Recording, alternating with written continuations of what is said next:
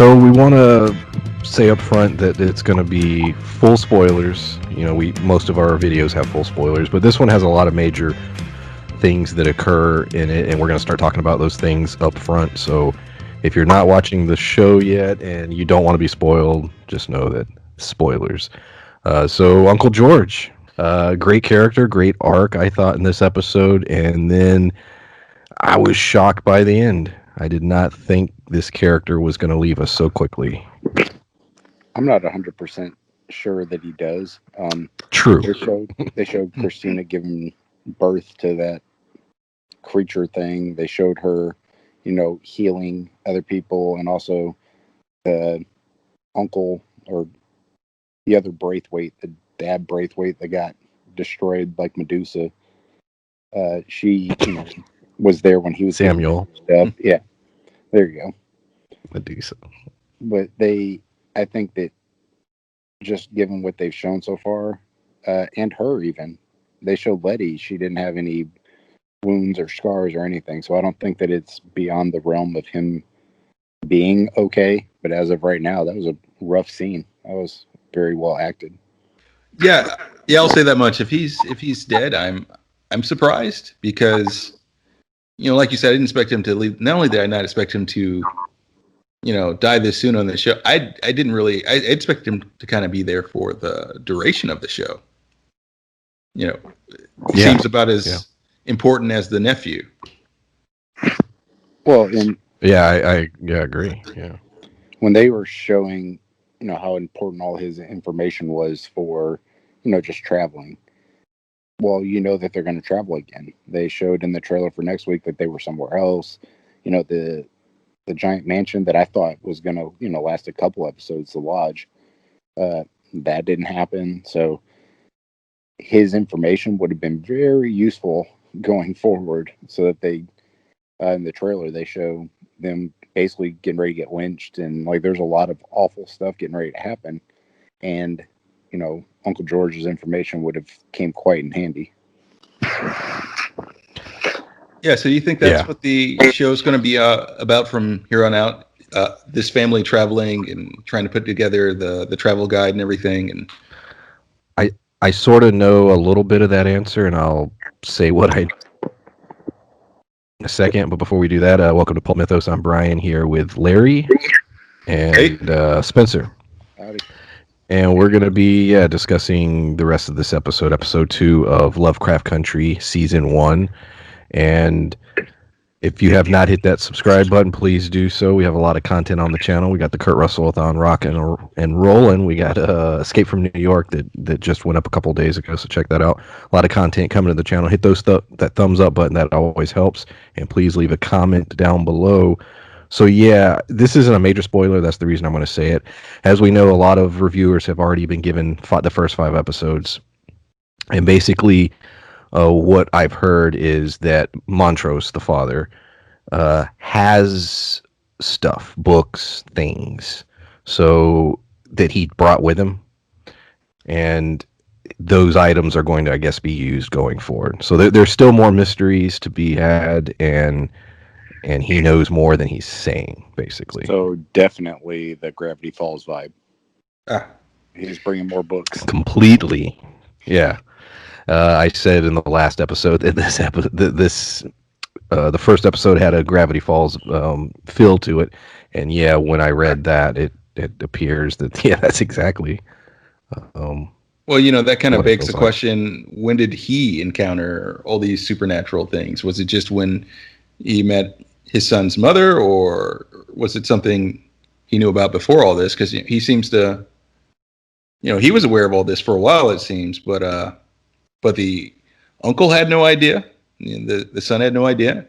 And I think we got a pretty heavy hint from this episode that they both at some point possibly dated Atticus's mother. So, yes.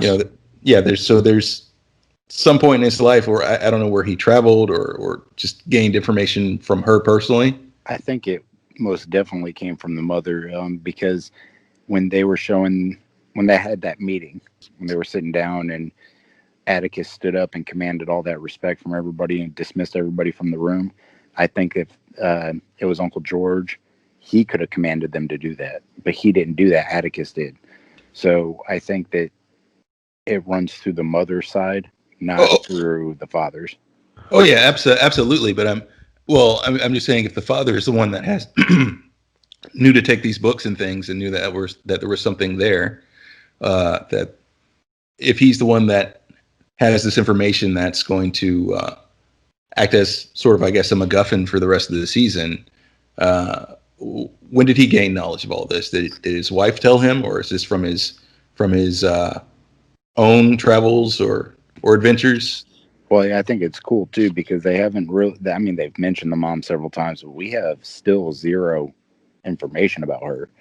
So I think that she's, to me, the missing key that will give us the next big plethora of information.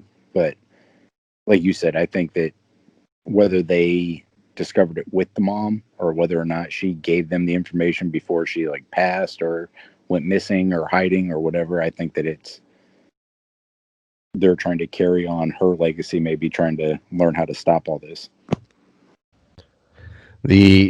One of the weirder scenes in the whole thing is there's a sequence where I guess the wizards are having fun, so they create some level of entertainment, and by doing that, they create these illusions for each of the characters: Letty, George, Atticus, each one being unique.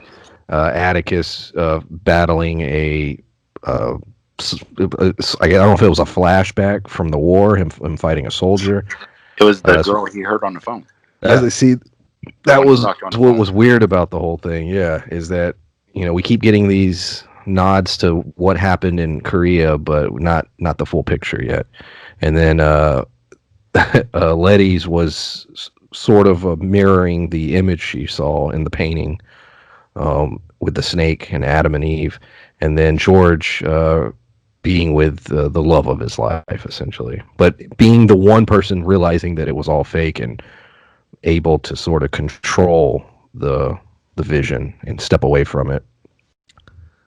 Well, I think too, that was a cool sequence because it showed to me that I don't know what the power is yet or what it is, but that whole lodge built around keeping their, I don't know, victims captive because they were able to kind of control them. All the books that that Uncle George was able to read, all of those odd things. Atticus was the only one that was able to kind of not be taken away by that. Right. But then you go to the scene where they're all basically being watched and tortured for enjoyment. He wasn't able to. So his one weak point, they found it. It was the girl from Korea. Well, I'd imagine they've possibly been watching him his whole life. Given his importance to their order, so they were probably aware of this. And these are all things, with the exception of Letty's, that they could have taken they could have figured out just from watching Atticus in his life, which is why I imagine the vision that Letty had was one of Atticus, because that's the only part of their life that they possibly know, the part that relates to him. Well, and that's true too. Thinking about it that way, you look at George saw somebody he loved. So that was like a real sequence. I imagine that Atticus probably did fight that. I'm trying to remember her name. It's like Jiah something. It's played by Jamie Chung. That was a girl from Sucker Punch and stuff. But that was a real part of his life. But the part of Letty's was not real at all. Atticus having a snake dick is not a real thing. Well, yeah, and that may haven't showed it yet. It might be. I don't know. that may also be why Uncle George was able to pass his wisdom check, because they didn't know enough about that relationship. He rolled a 17. Yeah. She said something slightly off, and that alerted him to the fact that it wasn't real. It wasn't happening then and there, because they only know what they know from watching Atticus and researching his family. They probably didn't research anything before his birth or before his mother came into that family. We got the first episode. We learned that Letty didn't go to her mother's funeral, and they didn't really go much into it, but we know her siblings were really upset about it, and there was definitely some kind of conflict within her family. This episode, we get that backstory, at least part of it, that she was basically abandoned as a child, and those emotions run deep, and that would completely explain why she, I guess, didn't care to go to her mother's funeral. And I was happy they went ahead and gave us that information because they set it up in the last episode, and I was curious when they were going to get to it, but they went ahead and jumped into it now. Well, because it plays an important role to her, like being her character development, but it wasn't like this huge event. Like it was just her mom was not a good person, and she wasn't really all that heartbroken when she passed. Well, yeah, but it also spins into another mystery here. Did her mother actually even? 'Cause she said she didn't come home one day. So what exactly happened to her mother is the question. Well, yeah, during that time frame, it could have been she could have went to some sundown place, or she could have got snatched up, or she could have, or did she disappear around the same time that Atticus's mother disappeared? Do we know what happened to Atticus's mother? We just know she died. Okay, so we know she died. Wait, no, Letty's mother would have died much later. Much later, yeah. That's true. Because there was a funeral, so they knew. I don't know where she was living, but that she had to have come back at some point. Yeah, so then now I'm curious about the timeline of events here, because she said she stayed with her and when she was younger, and at some point she just didn't come back. She did say those words, right? Yes. And then there was a funeral later on, much later on, that she didn't attend, and her siblings are mad at her about. So, there's a period of time that's missing there. It's never outright said that her mother just abandoned her. Maybe something happened. Well, and that's the thing too. They didn't give any information as to what happened to her mom. So who's to say she wasn't missing for like 10 years and they just finally gave up, because they still do ceremonial funerals. That's true. So we're not 100% sure what exactly happened with her. We just know that she feels abandoned by her mom, and she wasn't really all that heartbroken. Yeah, exactly. The Christina Braithwaite, now clearly an important character because we do not see her die, so we can assume that she's still alive. The Order of the Lodge of Dawn Ancients, they're all dead, I guess. But we don't see her die, and one would assume that her story will continue and that she will, I guess, be the antagonist in the series. That's just an assumption. I don't know. I personally think that she's not. I think it's going to be the other white-haired dude, the butler guy. You're talking about William? Yeah, I think that it's going to be him, because I don't think that Christina did not really like the Order, because she tried to do everything she could to be a part of it, but she was never accepted. So I think it's probably more so the guy that was her friend that's a boy. Yeah. I think it's more likely that it's him than it is her. Doesn't mean that it's not her. It isn't. Well, it is interesting that we don't get much about him. He's left very mysterious. Yeah, he's very prominent in this episode, and yet they say so little. Like it's awfully odd that, like you said, he survived, and we don't hear much about him. Well, about who he is and his role in this. We just know that he's Christina's friend. So clearly they're both going to pop up at some point. Yeah, because neither are seen at that final ceremony. Well, if I remember correctly, which I'm not 100% sure whether I did or not, I was watching on my phone while I was sitting next to the toilet trying not to be sick. They, if I remember correctly, they showed him walking out right before the ceremony started. Like he wasn't in a robe or whatever. I don't remember if it was part of that scene or the one before that, but it showed him kind of looking in and then walking away. But they also showed him looking in and walking away during the scene where Atticus was talking shit to Samuel. So, well, yeah, and that's the thing. He's not a butler, but he's always in the background. No. They go out of their way to show Christina as having some level of compassion. You know, she gives, yet still being weird. You know, there's the scene with the cow and giving birth to the monster, and her being a part of it, and you know, feeling happy and positive about it. And it's a weird scene, but it was clearly there for a reason. You know, I think they were trying to show that yes, she's in this world of oddities, but she's also sort of not pure evil. But that still doesn't mean she can't be a problem. We don't really know what her goals are and what she's willing to do to achieve them. well, yeah, and she said that she tried to do everything to prove that she was, worthy of being part of that group. So, like you said, who's to say she doesn't go buck wild, fuck crazy, trying to prove to the rest of the members of the different lodges that she's the one that should take over. So yeah, she might have a hair up her ass and like try to do all the things to try and prove to everyone else that she's, the baddest. But well, yeah, she might have rigged the ceremony to fail herself. She may have had some role in this. That's true. I see, because she gave that whole speech, like you said, about not being able to be a part of this order or having any real power just because she's a woman.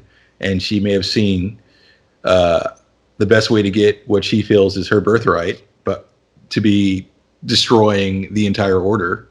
And now this village is hers. Now all that knowledge is hers, and she can establish whatever she wants. Her and William, whatever his role is, which I thought was weird because William is allowed a lot of access to everything. Nobody seems to care that he's there in the room lingering around, but he doesn't seem to be a member of this order. Being Christina's friend, I don't think would be enough to get him allowed in the building. So there's something more there. There's definitely something more. Yeah, and there's a question. Okay, you've got this powerful order. They happen to be in the United States. One would assume that their roots would have to go to other countries. They have to have a deeper history, maybe Europe or wherever. So I think we're going to have to dive into that.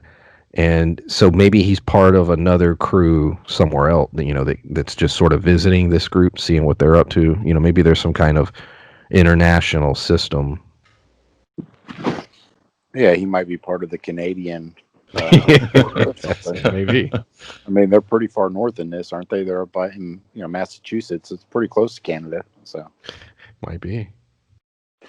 Now, I'm curious because it looks like they go home after this episode.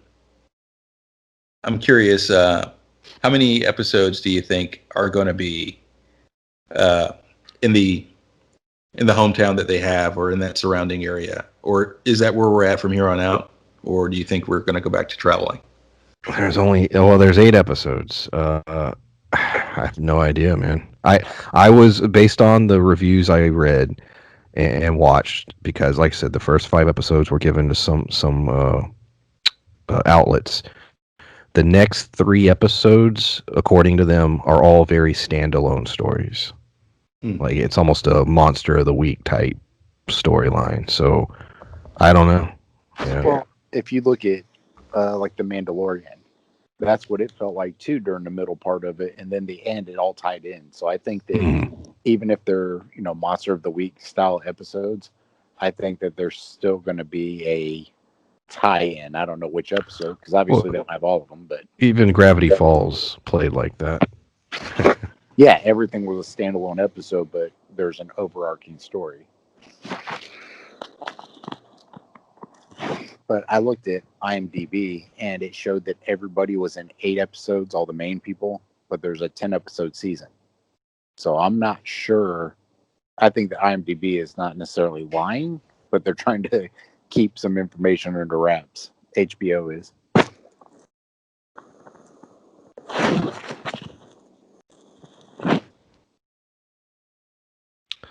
But yeah, so yeah, George, we lose George at the end. We have the remainder of the group. Michael K. Williams is in there, Letty and Atticus, and yeah, we'll see where things go from there. Any other thoughts on the episode? Well, my last thought, I guess, would be